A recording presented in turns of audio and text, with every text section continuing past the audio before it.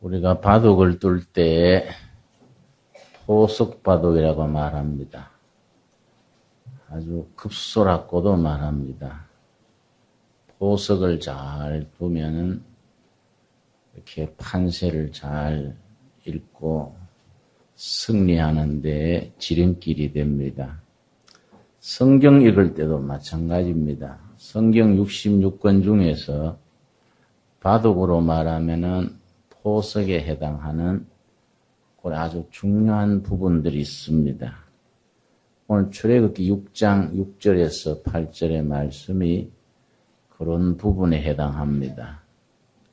이런 부분을 잘 이해해서 자기 신앙 고백으로 딱 마음에 새겨서 그렇게 믿고 고백하는 바대로 살아서 열매 맺는 생활이 신앙 생활입니다. 출애굽기 6장 6절부터 읽겠습니다. 6절에서 8절 사이에 세 동사가 중요합니다. 세 단어, 동사 세 단어가 아주 급소입니다. 요 단어에 담긴 뜻을 잘 이해해서 머리로 이해하는데 끝나지 말고 자기의 온몸으로 받아들여서 신앙 고백으로서 기준을 삼는 겁니다. 그것이 바둑의 포석이 중요하듯이 신앙생활에 그런 부분에 해당합니다. 자, 6절 제가 읽습니다. 그러므로 이스라엘 자손에게 말하기를 나는 여호와라.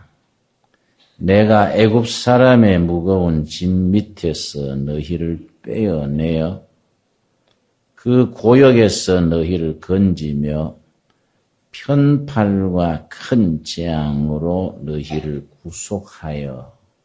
구속한다는 말입니다. 첫 번째, 구속하여 이 말은 해방시켜서 400년 넘는 세월 애굽 종살이하는 이스라엘 백성들을 해방을 시킨다. 구속한다는 말은 해방시킨다. 종살이에서 자유인으로 해방을 시킨다. 둘째, 7절 말씀. 너희로 내 백성을 삼고 나는 너희 하나님이 되리니 나는 애굽 사람의 무거운 짐 밑에서 너희를 빼어내다 고단합니다. 빼어낸 너희 하나님 여호와인 줄 너희가 알지라. 종살이의 무거운 짐 밑에 노예 생활하고 있는 이스라엘 백성을 빼어낸다. 하나님의 소유로 삼는다. 그 말입니다. 빼어낸다. 바로왕의 종살이하는 백성을 빼내서 하나님의 소유로 삼는다. 두 번째입니다. 세 번째 8절입니다. 내가 아브라함과 이삭과 야곱에게 주기로 맹세한 땅으로 너희를 인도하고 그 땅을 너희에게 준다. 기업을 삼게 하리라. 나는 여호와로라 하셨다 하라. 6절에서 너희를 구속한다. 너희를 해방시킨다. 7절에서 너희를 빼어낸다. 하나님의 소유로 삼는다.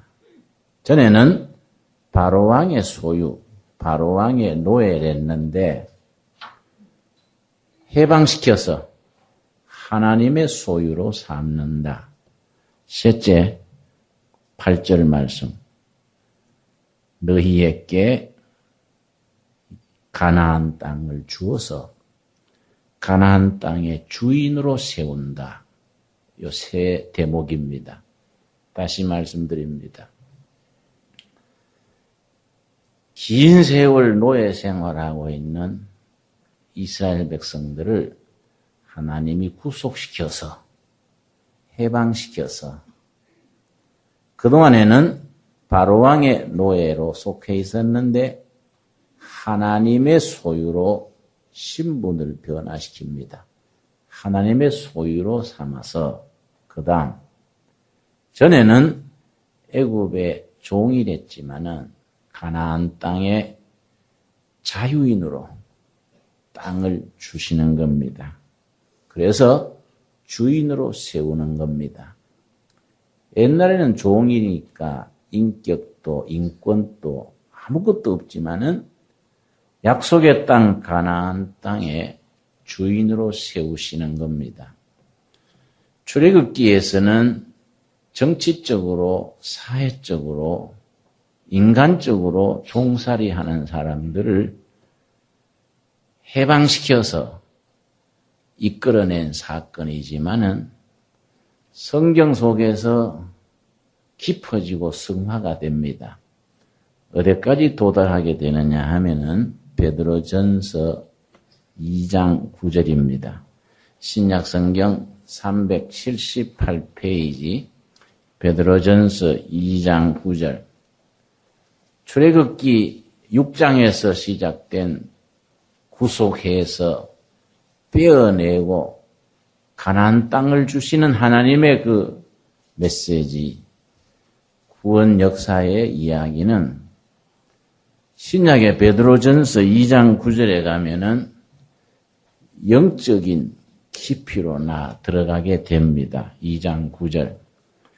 오직 너희는 택하신 족속이요 왕 같은 제사장이요. 애굽에서는 바로 한 사람이 왕이랬는데 지금은 하나님을 믿는 백성은 다 왕입니다. 하나님의 자녀로서 왕 같은 제사장. 구약에서는 레위 지파만 제사장이랬는데 이제는 예수님을 주인으로 모시는 사람은 다 제사장입니다. 오직 너희는 택하신 족속이요 왕 같은 제사장들이요 거룩한 나라요 그의 소유된 백성이니 하나님의 소유입니다. 출애굽기 종살이 할 때는 바로의 소유랬는데 지금 하나님의 소유입니다. 이는 너희를 어두운 데서 불러내어 어두운 데가 어딥니까? 구약으로 말하면은 애굽에 종살이 하는 데서 불러냈는데 지금 우리들은 종살이에서 불러낸 것이 아니라 죄와 사망, 심판 아래에서 불러내서 그의 기이한 빛에 들어가게 하신 자의 아름다운 덕을 선전하게 하려 하심이라. 복음의 빛으로 들어가서 복음을 누리는 사람들이 됩니다. 출애굽기에서는 정치적으로 인종적으로 종이지만은 우리가 우리에게 받아들여지는 것은 결론이 뭐입니까? 로마서 8장 1절과 2절이 우리에게 주시는 복음의 메시지입니다. 로마서 8장 1절과 2절을 우리 찾겠습니다. 이 말씀을 우리가 확실히 아멘으로 하다 보면 우리가 본 어게인 크리스찬 거듭난 성도들의 자리에 서게 됩니다. 로마서 8장 1절 2절입니다.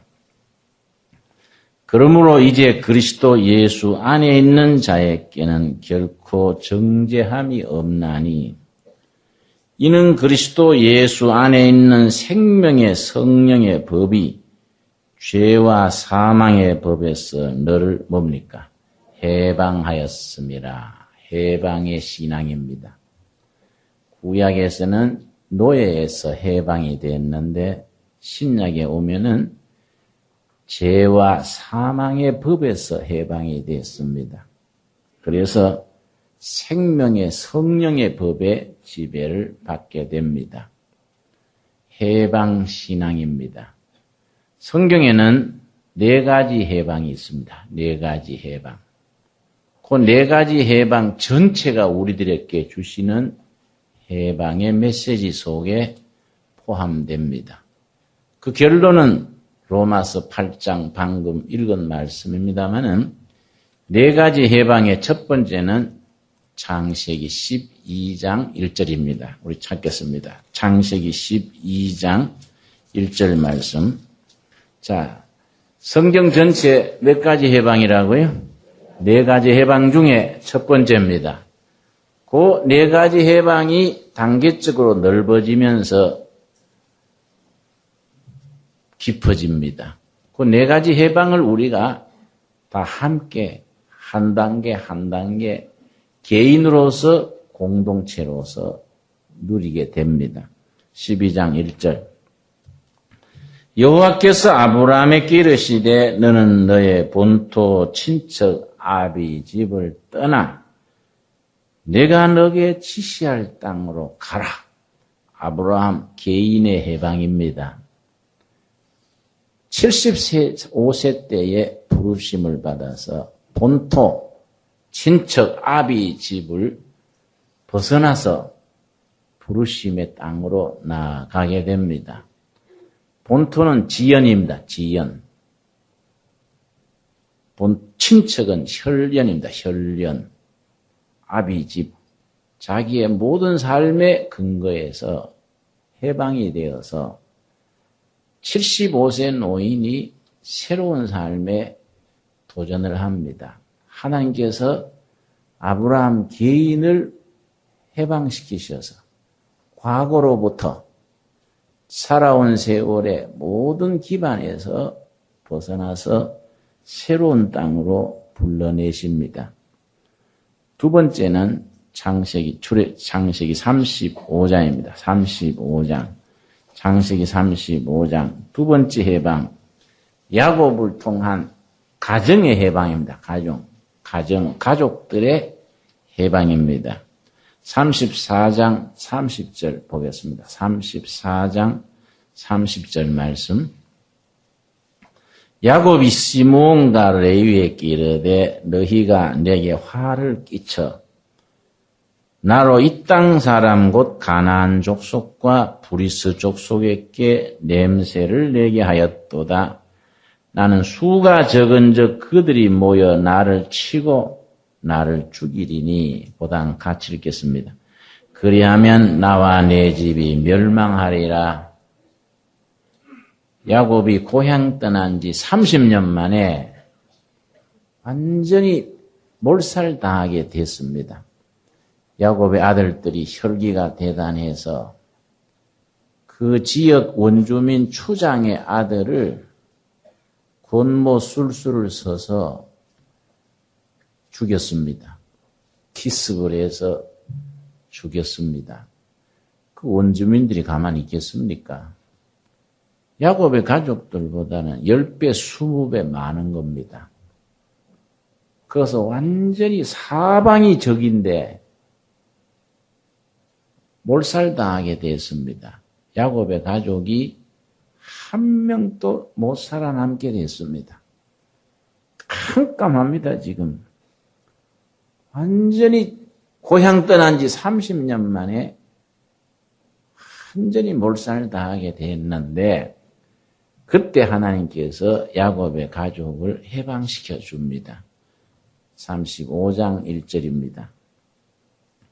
하나님이 야곱에게 이르시되 일어나 베델로 올라가서 고향 떠날 때에 창세기 28장에 나오는 베델 광야 여러분 잘 아실 겁니다. 고향 떠날 때 하나님을 만났던 자리가 베델입니다. 그 베델로 올라가서 거기 거하며 너가 너 형 에서의 낯을 피하여 도망하던 때에 너에게 나타났던 하나님께 거기서 단을 쌓아라. 완전히 사방이 막히고 외통수에서 몰살당하게 됐을 때에 하늘로서 길이 열립니다. 일어나서 베델로 올라가라. 그 하나님의 말씀 듣고 3절입니다. 3절. 우리 같이 읽겠습니다. 우리가 일어나 베델로 올라가자. 나의 환난 날에 내게 응답하시며 나의 가는 길에서 나와 함께 하신 하나님께 내가 거기서 단을 쌓으려 하노라. 일어나 베델로 올라가자. 우리의 살 길은 한 길밖에 없다. 우리 가정이 살 길은 한 길, 하나님께서 길을 열어주시는 길, 베델로 올라가는 그 길밖에 없다. 가서 내가 살아온 세월에 나와 함께 하셨던 하나님, 내가 드린 기도에 늘 응답하셨던 하나님께로 돌아가자. 창세기 35장 이 부분을 성경의 첫 번째 부흥회라고 그럽니다. 베델로 올라가자. 부흥의 제목입니다. 가정부흥이에요. 가정부흥. 완전히 외통소에서 움치고 뛸 수 없는 자리에서 길이 열리는 겁니다. 그 가정이 살 길을 얻습니다. 세 번째 오늘 읽은 본문 말씀 출애굽기 6장 6절에서 8절입니다. 한 민족의 해방입니다. 한 민족. 애굽에 종살이하고 있는 이스라엘 민족의 해방을 허락하시는데 그 해방이 있기 전에 먼저 백성들이 해야 될 일이 2장 23절입니다. 출애굽기 2장 24절 말씀. 23절. 2장 23절. 여러 해 후에 애굽 왕은 죽었고 이스라엘 자손은 고역으로 인하여 탄식하며 뭡니까? 부르짖으니. 먼저 부르짖음이 있어서 해방의 소식이 오는 겁니다. 땅에서 부르짖음이 없으면은 해방의 소식은 임하지를 않습니다. 부르짖으니 그 고역으로 인하여 부르짖는 소리가 하나님께 상달한지라. 24절 우리 같이 읽겠습니다. 하나님이 그 고통소리를 들으시고 아브라함과 이삭과 야곱에게 세운 그 언약을 기억하사 하나님이 부르짖음을 들으시고 그래서 하늘과 땅이 짝을 이루는 겁니다. 백성들이 고난 중에서 부르짖음의 첫 번째입니다. 하늘의 하나님이 들으시고 하나님이 들으시고 응답하시는 것이 6장 6절입니다. 6장 6절. 아까 서도에 읽었던 세 단어지요. 세 단어. 6장 6절에 세 가지 동사. 6절. 그러므로 이스라엘 자손에게 말하기를 나는 여호와라. 내가 애굽 사람의 무거운 짐 밑에서 너희를 빼내서 그 고역으로 너희를 건지며 편팔과 큰 재앙으로 너희를 뭡니까? 구속한다, 해방시킨다. 종살이에서 내가 해방시켜 주겠다. 두 번째, 너희로 내 백성을 삼고 그동안에는 바로왕의 백성이랬는데 하나님의 소유로 삼는다. 내 백성을 삼고 나는 너희 하나님이 되리니 나는 애굽 사람의 무거운 짐 밑에서 너희를 뭡니까? 빼내주겠다. 내 소유로 삼아주겠다. 신분의 변화입니다. 바로왕의 노예에서 하나님의 자녀로 하나님의 소유로 신분이 바뀌는 겁니다.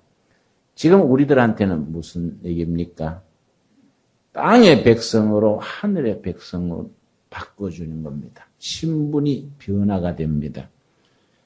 빼어내어 너희 하나님 여호와인 줄 너희가 알지라. 셋째 8절 말씀. 내가 아브라함과 이삭과 야곱에게 주기로 맹세한 땅으로 너희를 인도하고 그 땅을 너희에게 뭡니까? 주어서 내가 땅을 주어서 너희로 그 땅의 주인으로 세워주겠다. 땅의 주인으로 세워주겠다. 일컬어 해방하시는 하나님입니다. 해방하시는 하나님. 미국 하버드 대학의 하비 콕스라는 유명한 신학자가 있습니다. 세속도시라는 아주 참 세계적인 책을 썼는데 그 세속도시 첫 부분에 인류 역사상 가장 위대했던 책은 출애굽기다. 왜냐? 인류 역사에 가장 큰 영향을 미친 책, 출애굽기. 출애굽기 이전에는 다 왕이 주인이고 백성은 노예랬다. 출애굽기에 완전히 생각을 바꿨다. 왕은 하나님 한 분밖에 없다. 바로 왕도 어느 왕도 임금도 다 같은 백성이다. 그래서 진정한 인권, 해방, 민주주의는 출애굽기에서 시작이 됐다. 그래서 옳은 얘기지요. 그래서 일제시대 후반부에는 일본 형사들이 주일날만 되면 교회 뒤에 참석해서 목사님의 설교를 그걸 검열했습니다. 그때 출애굽기하고 요한계시록은 본문으로 읽지 못하게 했습니다. 일본 형사들이 아예 다 검사를 했어요. 절대 출애굽기하고 요한계시록은 설교하면 안 돼요. 왜냐? 출애굽기는 해방의 메시지고 요한계시록은 승리의 메시지. 왕이 승리하는 게 아니라 하나님이 승리한다. 출애굽기는 땅의 종에서 하늘의 백성으로 바뀌된다.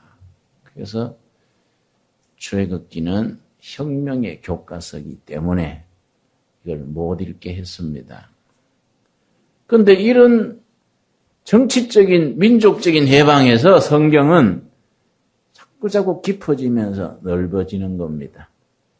신약에 들어가면은 그 해방이 종에서 해방, 과거에서 해방, 여기서 하나님의 백성으로서의 죄와 사망에서 해방으로 깊어집니다. 그래서 로마서 8장 1절, 아까 읽은 본문 말씀 여기까지 오는 겁니다. 로마서 8장 1절 말씀. 그러므로 이제 그리스도 예수 안에 있는 자에게는 결코 정죄함이 없나니 2절 우리 같이 읽겠습니다. 이는 그리스도 예수 안에 있는 생명의 성령의 법이 죄와 사망의 법에서 너를 해방하였음이라. 해방. 제가 남미를 다녀왔는데요. 남미 그러면 해방신학입니다. 해방신학. 20년, 30년 전까지는 해방신학이 남미에 아주 핫 이슈를 했습니다. 그동안에 달라졌어요.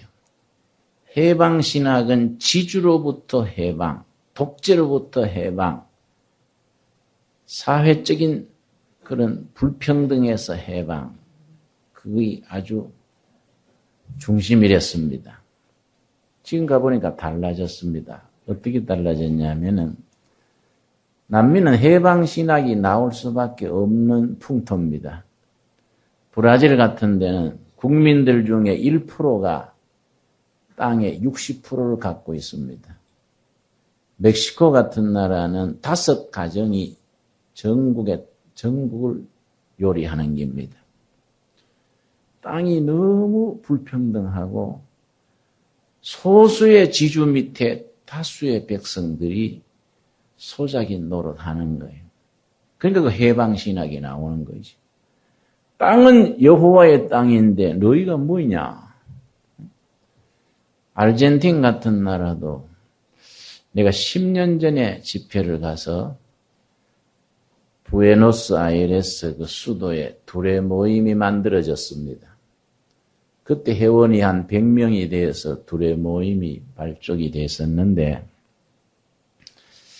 남미가 워낙 머니까 자주 가지도 못하고 모처럼 내가 갔더니 그 10년 동안 그분들이 둘의 모임을 잘 운영을 하고 10년 전에는 그냥 조그마한 가게 했던 분들이 그중에 많이 성공했어요. 어떤 분은 호텔도 가지고 가게도 커지고 빌딩도 사고 열심히들 해가지고 이제 성공을 해서 내가 갔더니 회원들이 뭐라는 거 하니 목사님 이번에 아르헨틴 오셔가지고 목사님 한 가지 결정해 주셔야 될 게 있습니다.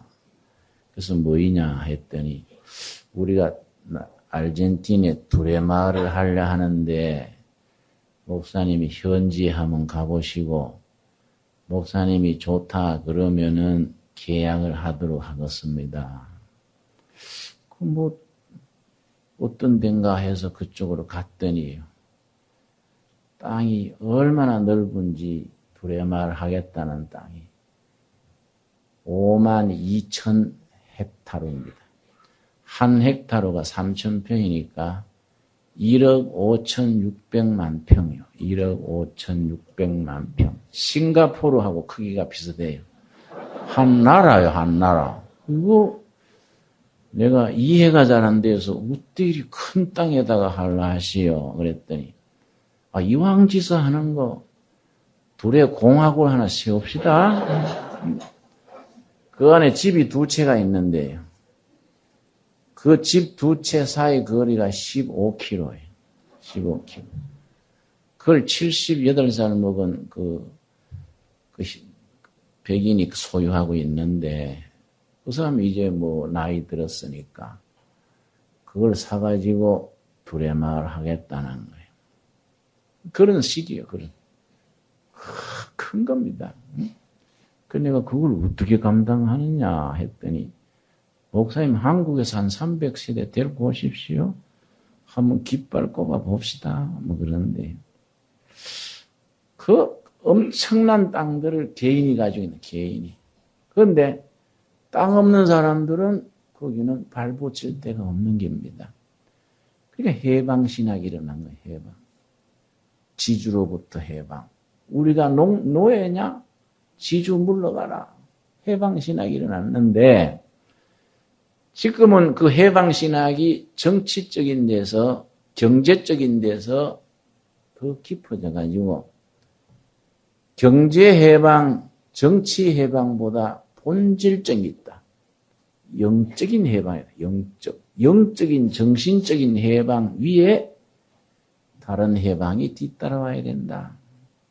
그만큼 정신세계가 깊어졌다 할까요? 성화가 돼 가는 겁니다.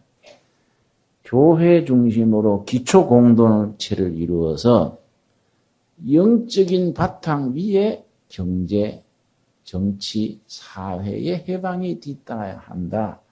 이렇게 자꾸 발전하는 거예요. 여러분, 우리가 그런 해방의 종점이 어디입니까? 갈라디아서 5장 1절입니다. 갈라디아서 5장 1절 말씀. 갈라디아 5장 1절 말씀. 마틴 루터가 나의 복음이라고 항상 앞세웠던 말씀이 갈라디아서 5장 1절입니다. 우리 한번 같이 읽겠습니다. 그리스도께서 우리로 자유케 하려고 자유를 주셨으니 그러므로 굳세게 서서 다시는 종의 멍에를 매지 말라. 하나님이 우리를 구약시대에는 바로왕의 노예에서 하나님의 백성으로 해방시켰고 우리 신약시대에는 죄와 사망의 종에서 자유의 백성으로 생명의 자녀로 해방시켰으니 우리는 이제 자유인이다. 자유인.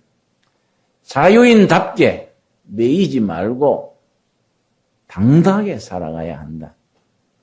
그리스도께서 우리에게 자유를 줬다. 그러니 다시는 종살이 하지 말고 자유인으로 당당하게 떳떳하게 씩씩하게 살아가야 한다. 참 좋은 말씀입니다. 그래서 우리 교인들은 하나님께만 소속되고 세상에 어디에 매여 살면 안 돼요. 당당하게 살아가는 겁니다. 자유인으로서. 자유함을 누리고 당당하게 사는 것이 성도들이 누리는 축복이지요, 여러분. 이걸 우리가 마음에 품고 어디 가서든지 자기 할 말하고 자기 의견, 자기 생각, 자기 소신대로 자유인으로서 살아간다는 것이 우리 성도들에게 주시는 축복이지요. 우리가 한 가지 성경 말씀에서 강조하는 게 있습니다. 우리가 예수 믿기 전에 은혜를 알기 전에 세상에 속했던 것에 대해서 75세 된 아브라함에게 불러내시듯이 우리들한테 주는 도전하시는 게 있습니다. 이사야서 43장입니다. 이런 말씀이 우리들에게 현실적으로 신앙 고백으로 실천으로 임해야 합니다. 이사야 43장 18절 말씀. 이사야 43장 18절 말씀. 너희는 이전 일을 기억하지 말며 옛적 일을 생각하지 말라. 옛날에 매이지 말아라. 과거에 매이고 지난 세월에 매여 발목 잡혀가지고 거기에 매여 살면 과거의 종이 되지요. 예수님 당시에 세 가지 종류의 사람이 있었다 했지요.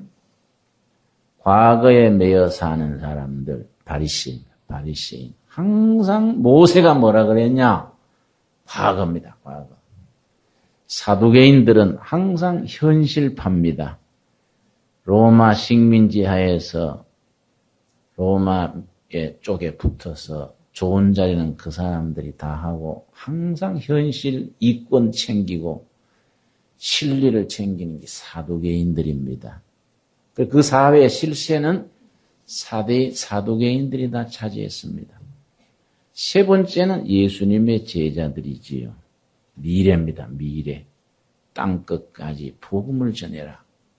미래를 향해서 나가는 거이지요. 그때나 지금이나 우리들 그리스도의 사람들은 미래를 보고 살아야지 과거에 매이면 안 돼. 우리나라는 너무 과거에 매달려가지고 앞으로 나가지를 못해요. 나는 외부에서 우리 대통령 8.15 행사 경축사를 읽었는데 아주 참 뭐인가 답답해요. 미래에 대한 얘기가 없고 맨날 과거를 어떻게 하겠다. 한 나라의 최고 지도자가 맨날 옛날 얘기하면은 자꾸 사람들이 오그라들지요. 땅은 좁지만은 사람들의 마음은 넓고 미래가 열려 있어야 사는 맛이 나고 소화도 잘 되고 좀 꿈자리도 편안한데 자꾸 옛날 얘기하고 오그라들고 니 탓 내 탓하면 옹색스러워져요. 그렇지요? 그래서 내가 그 아르헨틴 우리 도레말 그거 괜찮을 것 같아요. 한 나라만큼 넓어버리니까 여러분 생각 있으면 같이 갑시다.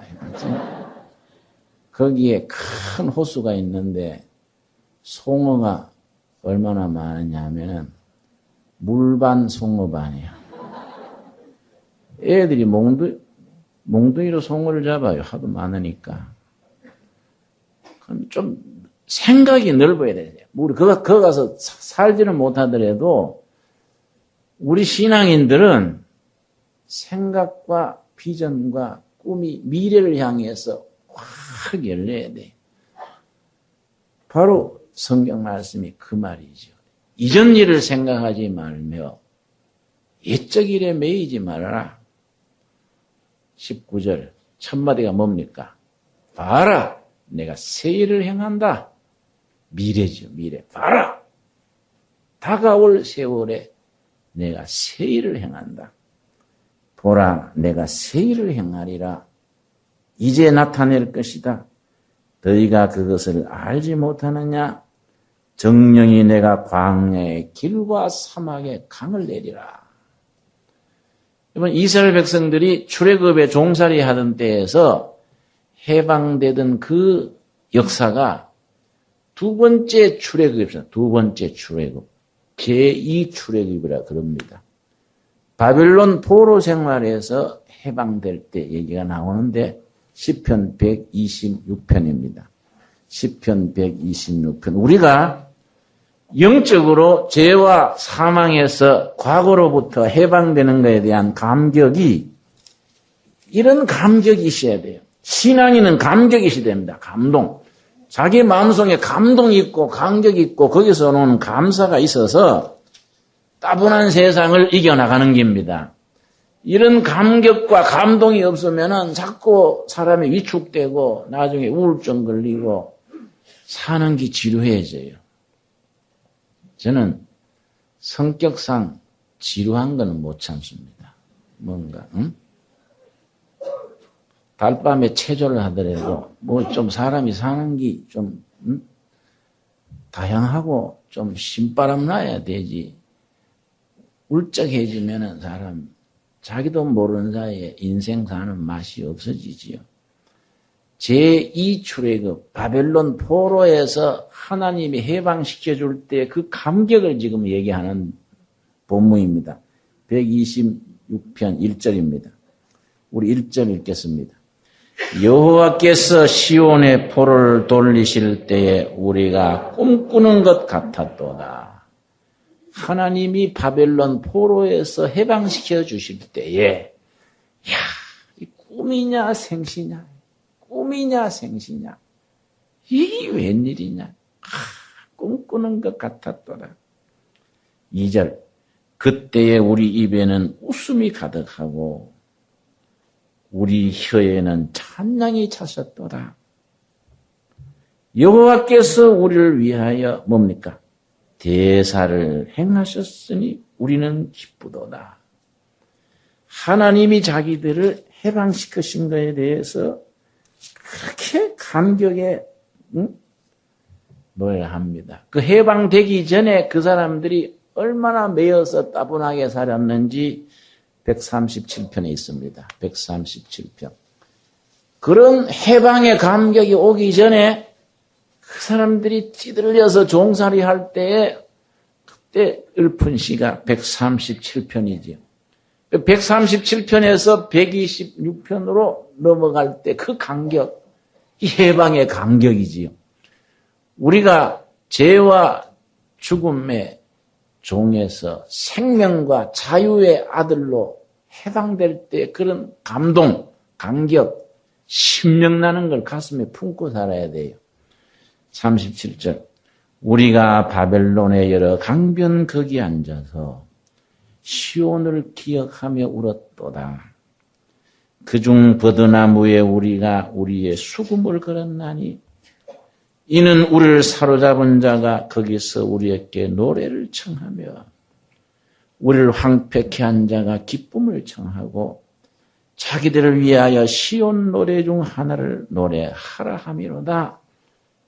자기들 잡아가서 종으로 삼는 바벨론 사람들이 이스라엘 백성들을 예루살렘 성전에서 하나님을 찬양할 때 쓰던 수금을 가지고 하나님을 찬양할 때 부르던 노래를 자기들한테 오락으로 불러라 한다.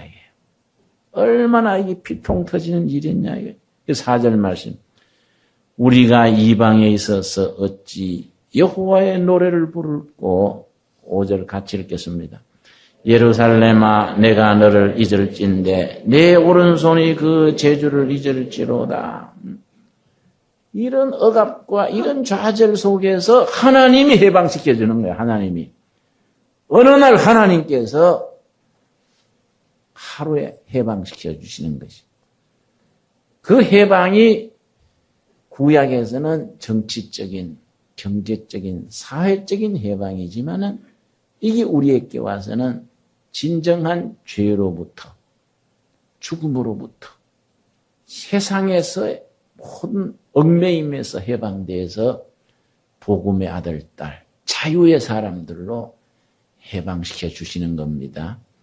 그 감격을 누리고 살아가는 우리들이 되기를 바랍니다. 기도하겠습니다. 주님 은혜를 감사드립니다. 저희로 하여금 땅의 아들, 딸에서 하늘의 아들, 딸로 해방시켜 주심을 감사드립니다.